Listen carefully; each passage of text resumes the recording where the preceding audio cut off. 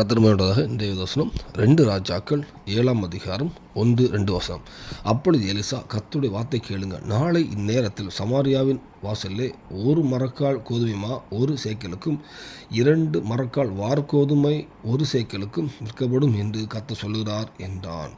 அப்பொழுது ராஜாவுக்கு கையிலாக கொடுக்கிற பிரதானி ஒருவன் தேவனுடைய மனுஷனுக்கு பிரயோஜனமாக, இதோ கர்த்தர் வானத்திலே மதுகளை உண்டாக்கினாலும் இப்படி நடக்குமா என்றான். அதற்கு அவன், உன்னுடைய கண்களாலே அதை காண்பாய், ஆனாலும் அதிலே சாப்பிட மாட்டாய் என்றான். கர்த்தர் பண்ணுறதாக இந்த வசனம் நம்ம எலிசா காலத்தில் நடந்தது. சமாரியாவில் ஒரு பெரிய பஞ்சம் எல்லாம் முற்றுகை போட்டு வரும்போது அவங்க எலிசா தீர்க்கதரிசிட்ட வந்து சொல்கிறாங்க, பஞ்சமாயிட்டு எல்லாம் பயங்கர பஞ்சம் சொல்லும்போது அவர் சொல்கிறார், கர்த்தருடைய வார்த்தை சொல்கிறார், 1 சேக்கல் மா ஒரு மரக்கால் கோதுமை வந்து 1 சேக்கலுக்கும் 2 மரக்கால் வார கோதுமை 1 சேக்கலுக்கும் நாளைக்கு இந்த டைம் கிடைக்கும் அப்படி சொல்கிறாங்க. அப்போ அந்த ராஜாவுக்கு இது அந்த இடத்துல மகா பஞ்சம் இருக்குது.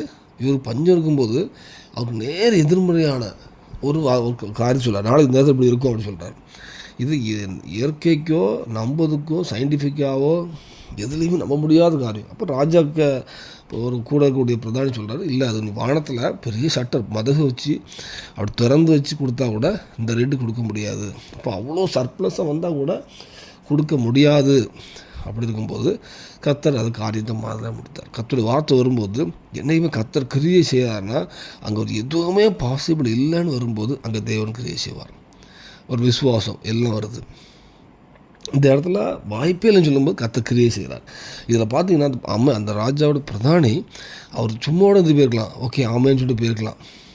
ஆனால் வாயில் என்ன சொல்லிடுறாரு, அது எப்படி மத வச்சா நடக்குமா நடக்காது அப்படி சொல்லும்போது அங்கே தேவன் வந்து சொல்கிறாரு, நீ பாப்பா சாட மாட்டா அப்படின்னு சொல்லுவார்.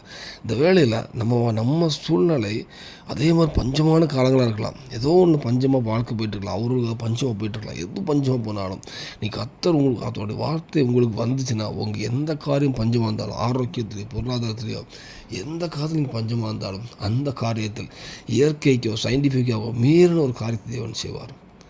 நம்ம செய்ய வேண்டியது விசுவாசிக்கணும்.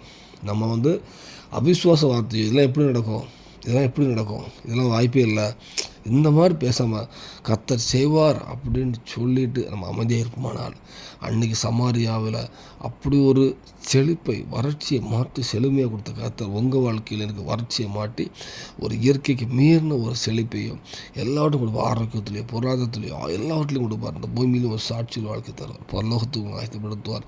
அநேக ஜனங்களை பரலோகத்துக்கு கூட்டு வரதுக்கு உங்களுக்கு ஒரு பாத்திரமாக பயன்படுத்துவார். அர்ப்பணிப்போம். தேவன் கிருபை செய்வாராக. ஆமென்.